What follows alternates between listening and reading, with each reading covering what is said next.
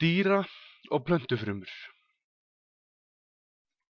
Eins og þið kannski vitið, þá eru til margar gerðir af frumum. Við höfum aðeins skoðað dýrafrumu í myndbandinu líkamann og frumuna. Hugmyndin hér er að skerpa aðeins betur á frumunni, með því að skoða muninn á dýra- og plöntufrumum.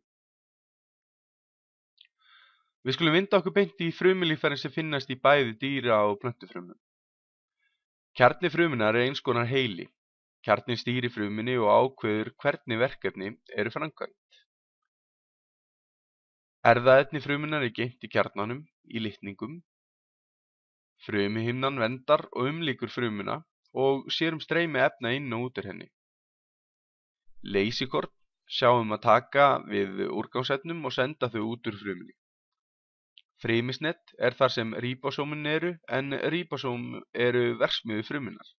Þar verða til prótín. Golgi-kerfi sem er eins konar flutningskerfi í frumunni og deilikorn taka þátt í frumuskiptingu. Umfrymi er þar sem efni á leið inn að frumulíffæranum og út úr frumunni fara Safabólan er hálfgerður geymslutankur, geymir til dæmis fæðuefni, ensím og vatn í plöntufrumum, en oftast eru nokkrar litlar safabólur í dýrafrumum en færri og jafnvel bara ein stór safabóla í plöntufrumum. Að lokum eru hvatberar sem eru orkuver frumunnar. Þar á brunin eða frumöndunin sér stað og hvatberar eru yfirleitt fleiri í frumum sem krefjast mikillar orku, til dæmis vöðvafrumu.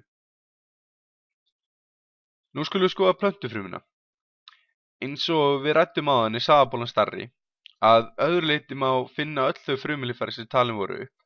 Auk þeirra eru nokkur frumulíffæri sem eru ekki í dýrafrumu, svo sem frumuveggurinn.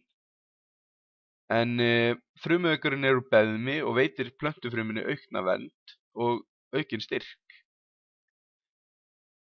Við sjáum einnig grænukorn, en í þeim er blaðgræna sem nýtir sér orkuna frá sólinni til að búa til fæðu fyrir plöntuna, en það ferli nefnist ljóstillífun. Að lokum skulum við aðeins skoða ljóstillífun, en það er einnig fjallað hana í myndbandinu hringrás efna. En ljóstillífun er það sem gerist í grænukornum, til dæmis í plöntum. Ferlið er öfugt við það sem gerist í hvatberanum og er fjallað í myndbandinu líkamann og frumuna. En koltvísýringur eða koltvíoxíð pluss vatn pluss sólarorka verður að glúkósa og súrefni. Þetta er einnig sýnt hérna með efnatáknum fyrir þessa formúlu. CO2 pluss H2O pluss orka verður C6H12O6 pluss O2.